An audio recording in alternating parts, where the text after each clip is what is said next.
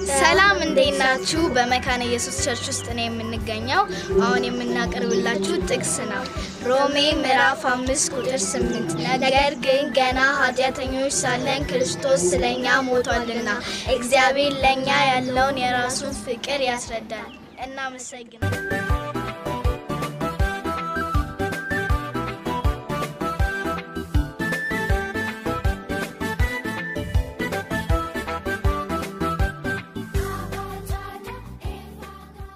Kanko sinang ulitin jalamal ang makanjiru walda makan yesus kesati kani baratmu walda makana yesus kesati baratda